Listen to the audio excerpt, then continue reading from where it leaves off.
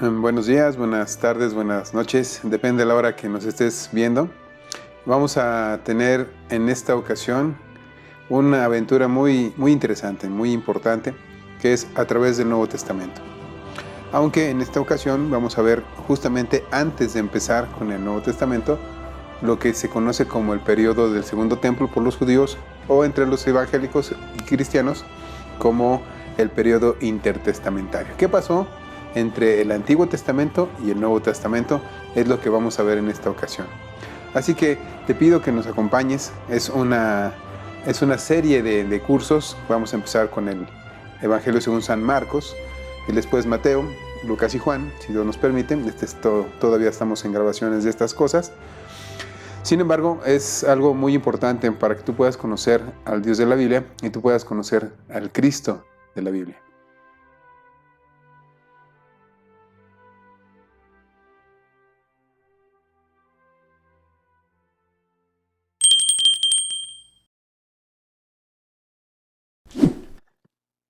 Bien, vamos a empezar con la primera lámina de nuestra presentación, que es justamente entre el periodo entre Malaquías y los evangelios. Estos son llamados 400 años de silencio, aunque en realidad no fueron 400 años ni tampoco fueron de silencio. Se le menciona así porque no hubo profetas en Israel en el sentido del Antiguo Testamento. Había algunas cosas que vamos a analizar, que vamos a ver durante todos los cursos que estamos dando, pero la verdad es que ya no se escribió nada de la Biblia durante estos 400 años. Es por eso que se le da este nombre, aunque no es muy exacto, pero mucha gente lo conoce por esto.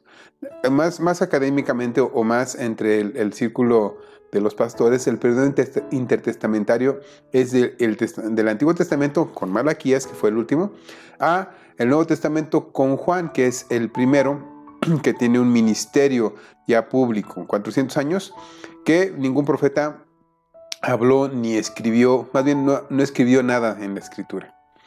Bien, vamos a ver un poco acerca de la cronología del periodo intertestamentario. La siguiente es una lista de los varios periodos de historia que separaron los escritos del último del libro del Antiguo Testamento, Malaquías, más o menos en el 430 a.C., y el nacimiento de Cristo, más o menos en el 4 a.C. Esta sería una cronología que pasó que entre este periodo de la tercera deportación, la caída de Babilonia, Zorobabel dirige el regreso a Israel. Esta es una cronología de este tiempo. Pero en el periodo que nosotros estamos considerando es desde los Antíocos hasta... Está marcado aquí, miren, periodo intertestamentario desde 444 a.C. hasta Juan el Bautista.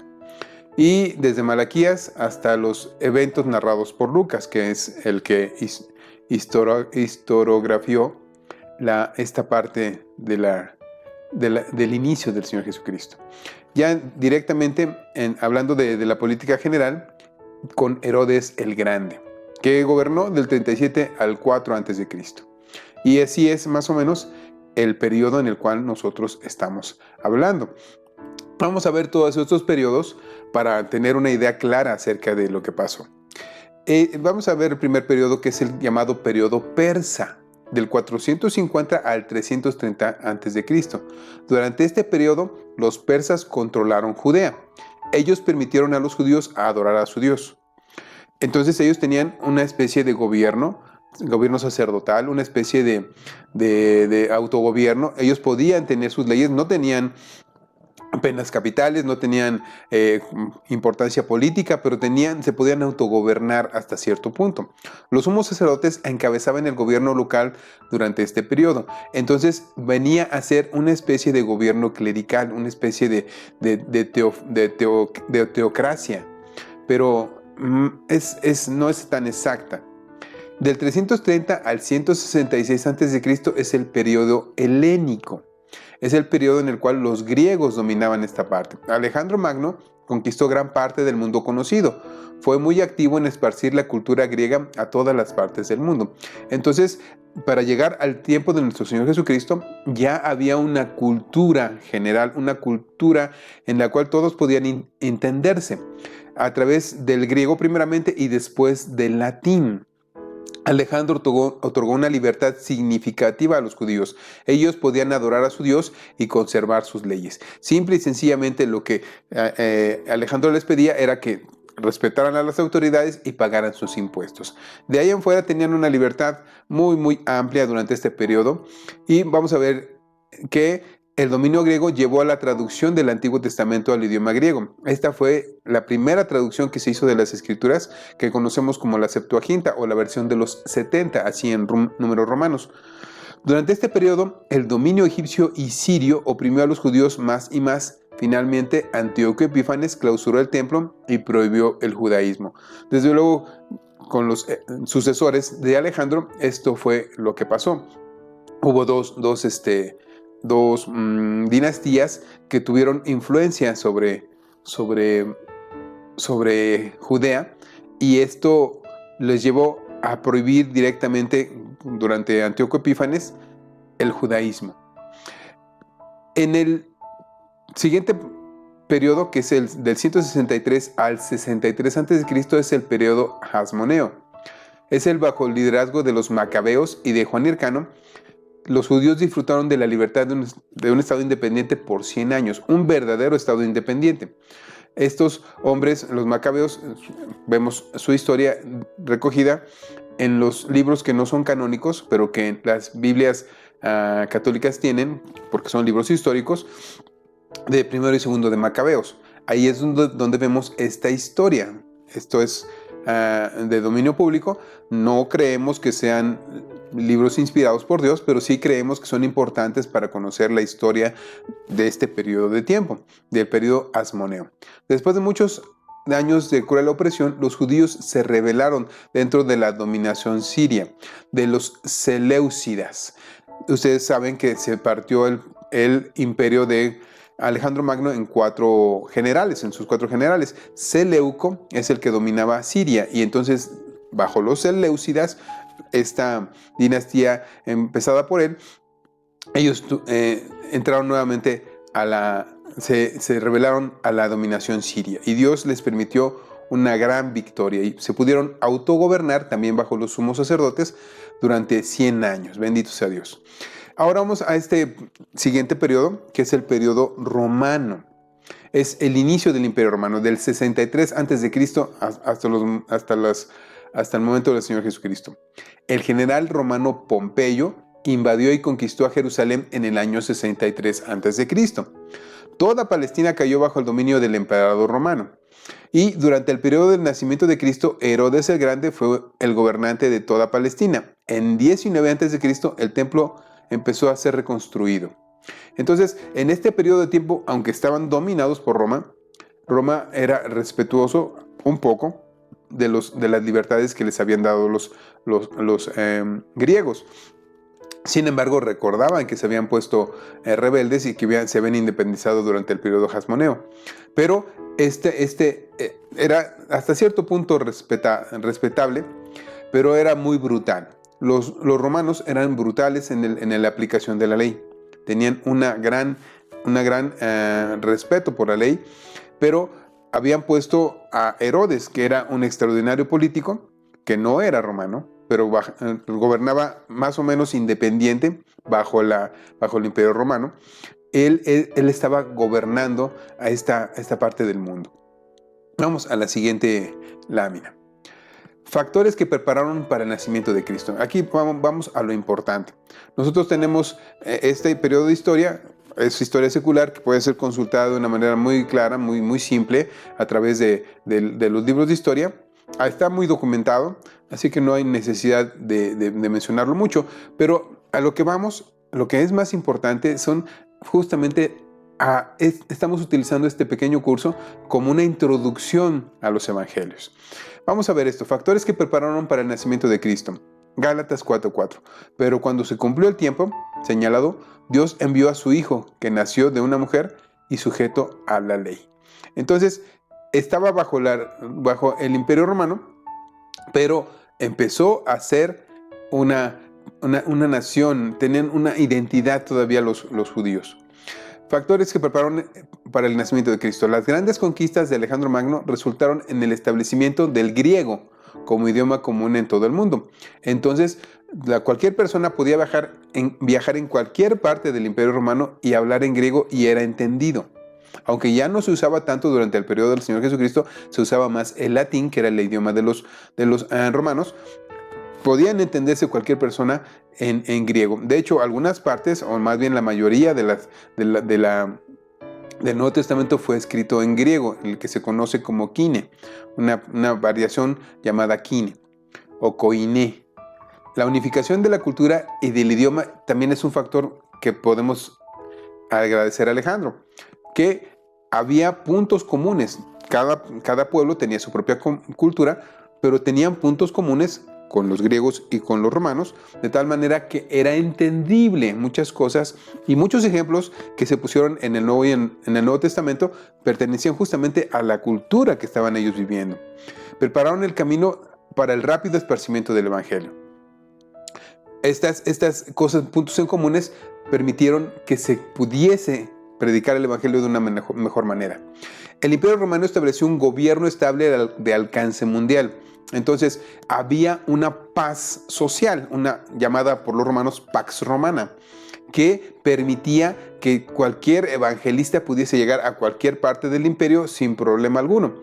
Había orden, había economía, había en todo el imperio más o menos los mismos derechos. Desde luego que para los romanos, para las personas que eran conquistadas, no eran exactamente los mismos derechos. Pero la paz cubrió la mayor parte del mundo conocido en aquel tiempo.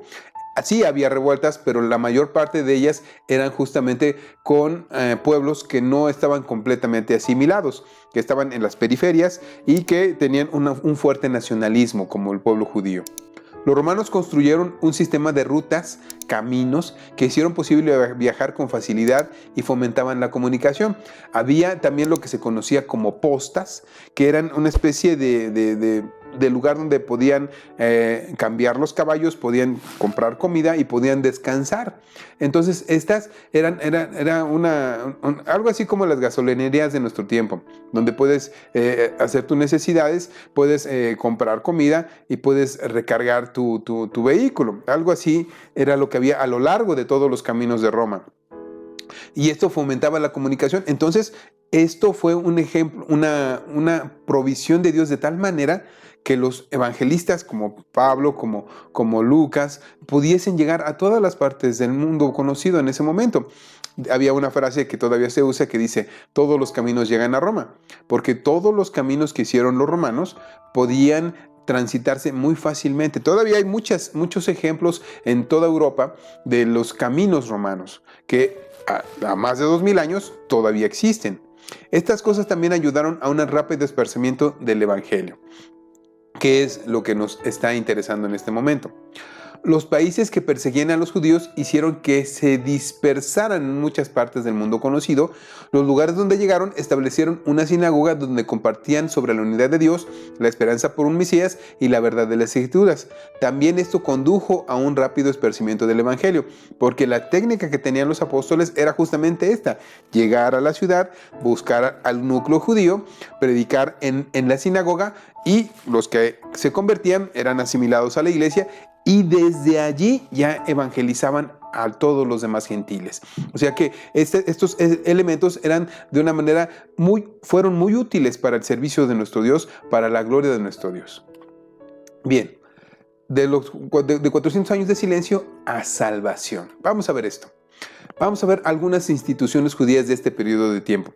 La primera de ellas es la que acabamos de mencionar, la sinagoga.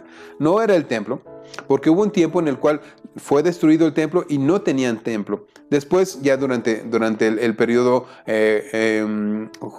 griego y romano, se reconstruyó el templo, pero mientras no tuvieron, tenían la sinagoga, que era una un salón de reunión donde se hacían el estudio bíblico y también se hacían las cosas, digamos, sociales, como el bar mitzvah, como los matrimonios, etcétera, etcétera. Estas cosas que son parte de la comunidad, pero que son completamente distintas a las culturas en las cuales ellos estaban. Por eso era necesario tener un lugar.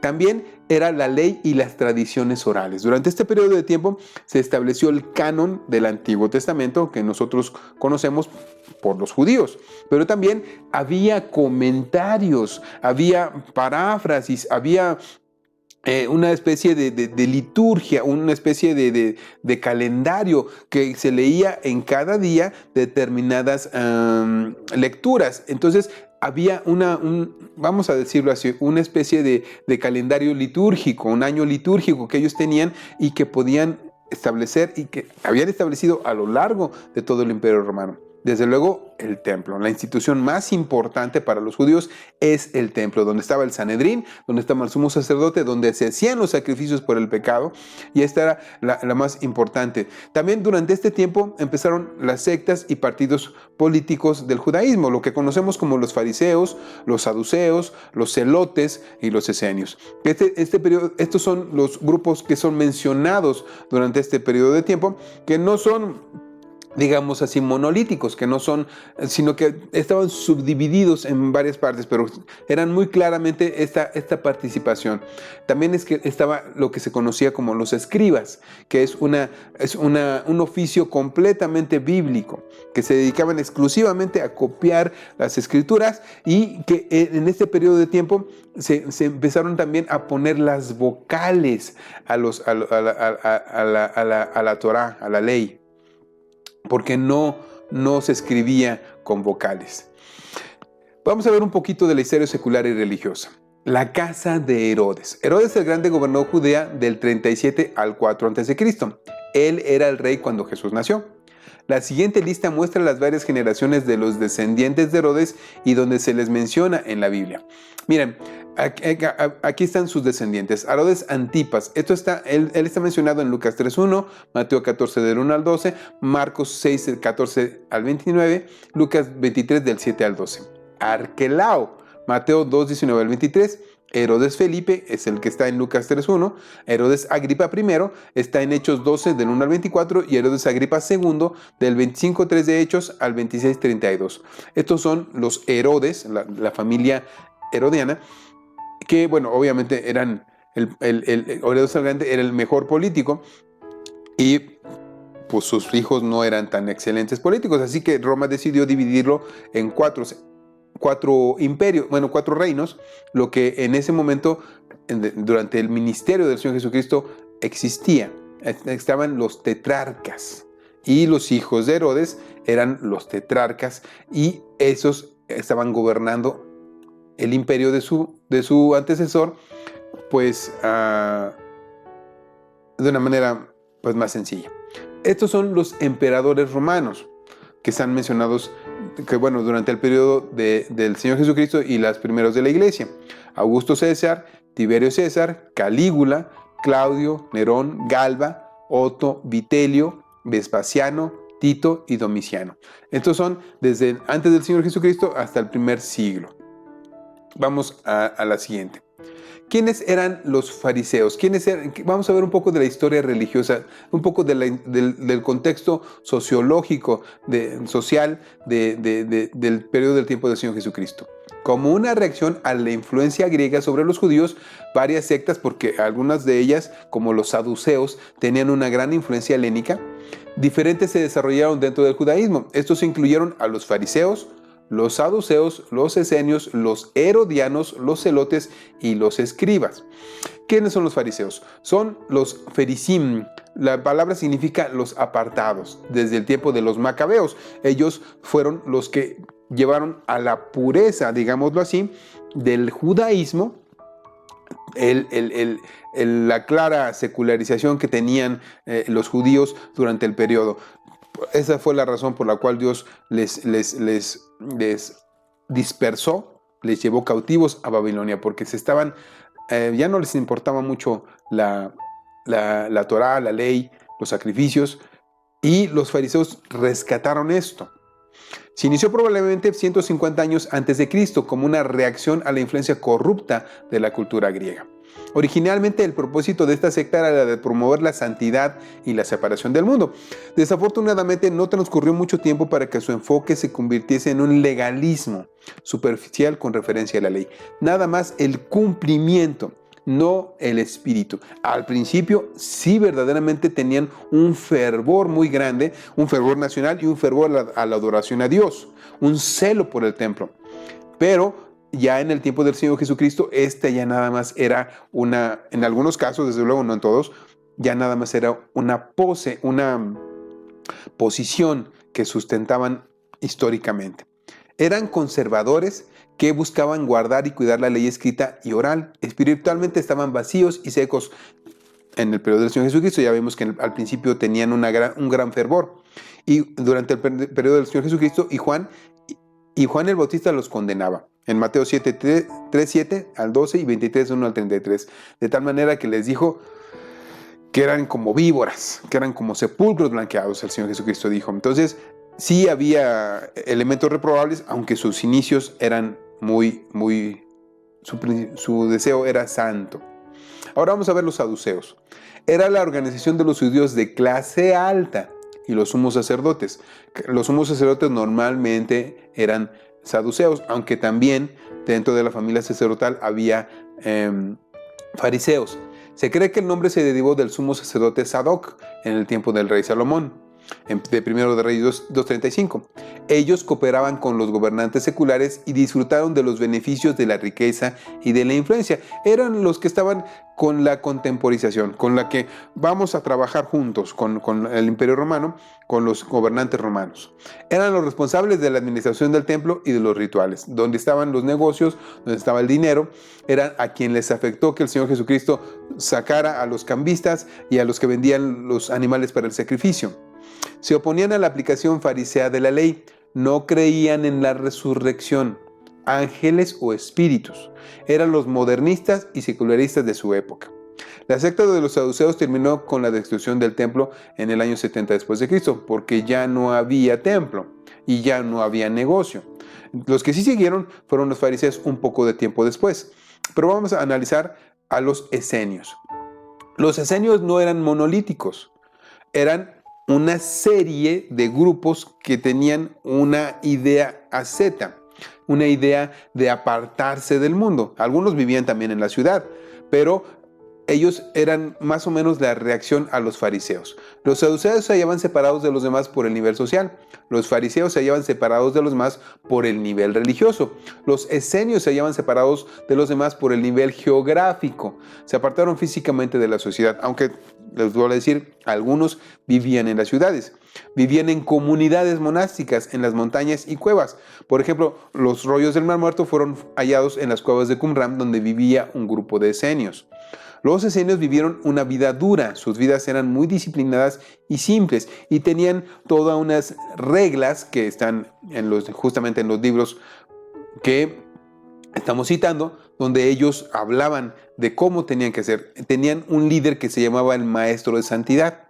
No tomaban parte de la adoración en el templo, pues se veían a sí mismos como la única y verdadera y pureza de Israel. Esto es como se veían ellos a sí mismos. Vamos a la siguiente. Vamos a ver al grupo de los herodianos. Herodianos era un grupo de élite de los judíos con orientación política, quienes apoyaban al gobierno de los Herodes. No querían ningún cambio en la situación política, veían a Jesús como un revolucionario. Y los celotes, que es justamente el partido contrario.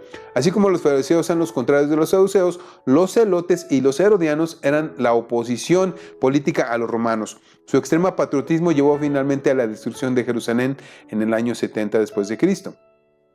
Vamos a decir que ellos tenían su origen en los jasmoneos y que algunos de estos fueron convertidos por el Señor Jesucristo. Había celotes dentro de los discípulos del Señor Jesucristo. Ahora vamos a ver a los escribas. Eran, vamos a decirlo así, los abogados, estudiantes, intérpretes, expertos de la ley y maestros religiosos que copiaban las escrituras. La gente los estimaba, se oponían abiertamente a Jesucristo. En Marcos 7:9 dice, también les dijo, qué bien invalidan ustedes los mandamientos de Dios para mantener su propia tradición. Este era un oficio muy, muy respetado. Vamos a ver una introducción a los 4 evangelios.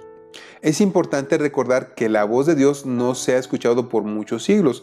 Han pasado más de 700 años desde el momento en que Isaías prometió que iba a escuchar una voz clamando en el desierto. Una voz que clama en el desierto, preparad el camino del Señor, enderezad en el páramo una calzada a vuestro Dios. Isaías 43. El mensajero, el primero de ellos es el primero que se levanta ya para empezar el Nuevo Testamento es justamente Juan el Bautista.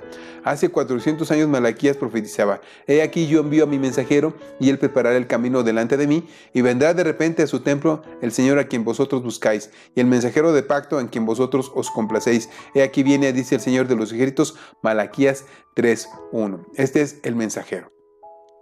Luego pasaron 400 años de silencio. Con los evangelios del Nuevo Testamento se oye nuevamente la voz de Dios. Juan el Bautista aparece en el desierto y proclama la llegada del Mesías prometida en Mateo 3:3, Marcos 1:3, Lucas 3:4-6 y Juan 1:23. Y desde el